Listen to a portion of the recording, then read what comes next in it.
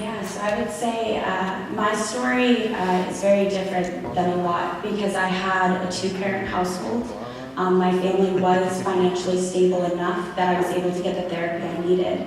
I cannot say enough thanks to mental health professionals, although I would be wary with that thanks as well. I don't give that to everyone, simply because I also had bad therapists that didn't know my name until they would look at my file.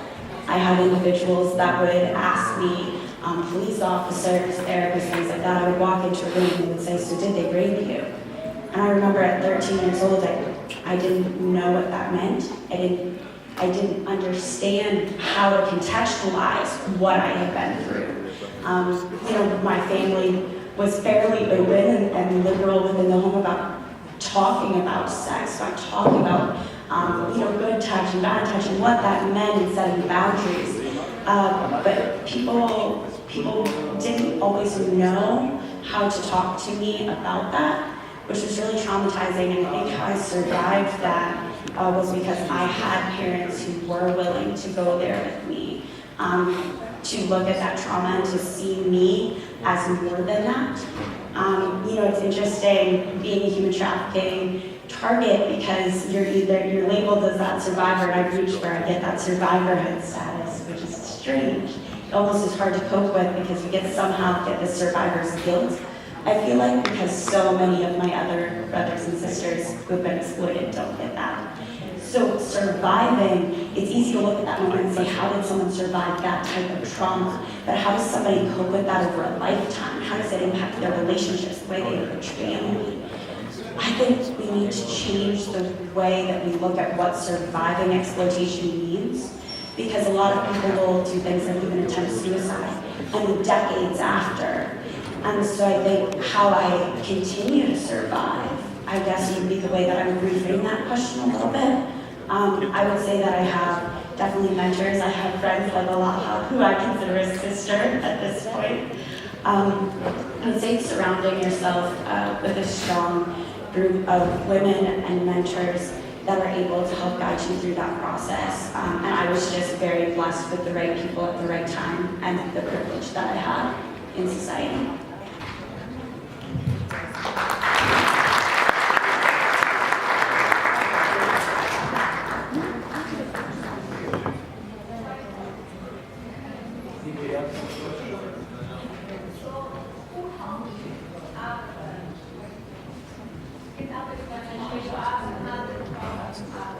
Absolutely, great question, thank you. So that's the part everybody wants to know is this like the movie Taken? That's the question I get. How does it end? And does a superhero swoop in and save me?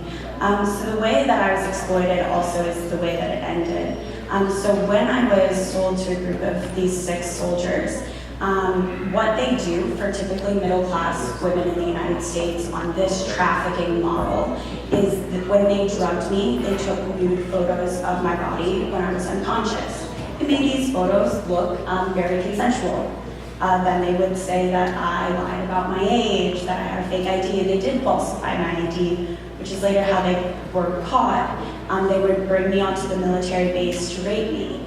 Now, why would I get in the car every day, right? So that's where they would use those nude photos as blackmail. They would say that they would release them to my religious community, to my high school, or to my middle school at the time, to my friends.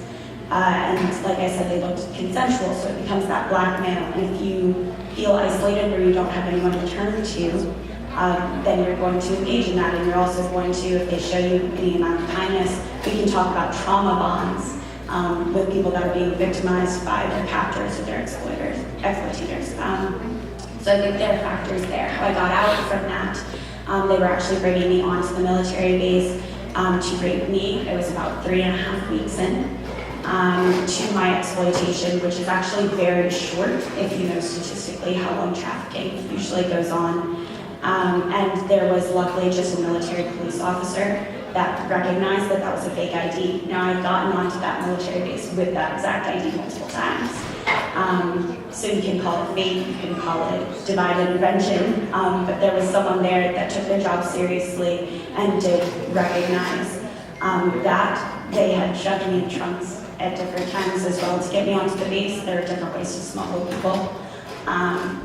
And so I was actually arrested, was charged with a felony at 13 years old for trying to get onto a U.S. military base.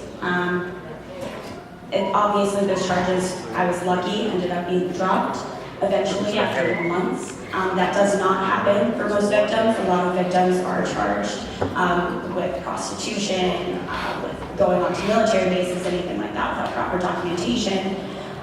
They will hold records, and a lot of victims actually can never really get those expunged. It's very costly, it takes a lot of time, and that also means that they have to be through that restoration process and up and outside of it to even go about getting that off their record. So that's kind of how I got into it, was held in that, and then also how I got out. But yes, I was actually arrested, and that's the first time I felt safe after 3.5 weeks.